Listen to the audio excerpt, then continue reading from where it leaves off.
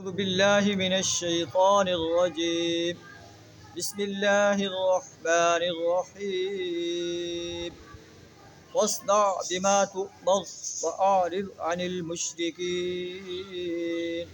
إنا كفيناك المستهزئين الذين يجعلون مع الله إلها آخر فسوف يعلمون.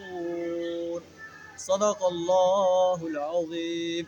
سورہ الحجر آیت نمبر 94 تا 96 آپ کے سامنے تلاوت کی.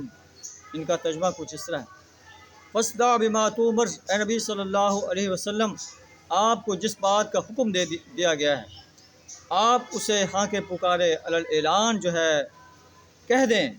وَأَعْرِضْ عَنِ الْمُشْرِكِينَ، مشرکین سے اعراض کریں، ان کی پرواہ نہ کریں. یا اسی بات کو دوسرے مقام فرمایا گیا ہے: یا ایھا الرسول بلغ ما انزل الیک، اے رسول صلی اللہ علیہ وسلم، آپ پر جو کچھ نازل کیا جا رہا ہے آپ اس کو پہنچا دیں. وَإِن لَّمْ تَفْعَلْ فَمَا بَلَّغْتَ رِسَالَتَهُ، اگر آپ نے ایسا نہ کیا تو آپ نے رسالت کا پیغام نہیں پہنچایا. وَاللَّهُ يَعْصِمُكَ مِنَ النَّاسِ، اللہ انسانوں سے آپ کو بچانے والا ہے. تو یہاں بھی فرمایا جا رہا ہے کہ اے نبی صلی اللہ علیہ وسلم، جو کچھ آپ کو حکم دیا جا رہا ہے آپ اس کو جو ہے اعلان ڈنکے کی چوٹ پر پہنچا دیں. مشرکین کی پرواہ نہ کریں.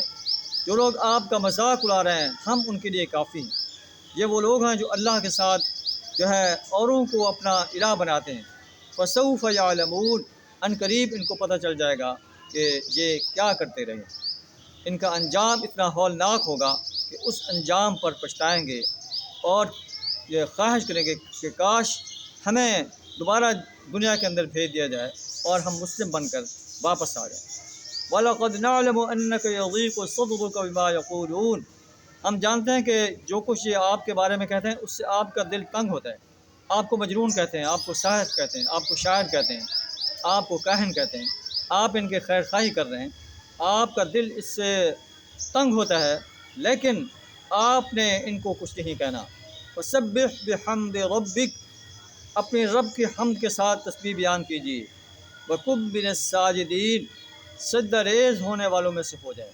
اس کا علاج یہی ہے کہ جو لوگ آپ کا مذاق اڑاتے ہیں آپ ان کی پرواہ نہ کریں، اللہ کے حضور سجدہ ریز ہو جائیں، اللہ کی تسبیح بیان کریں.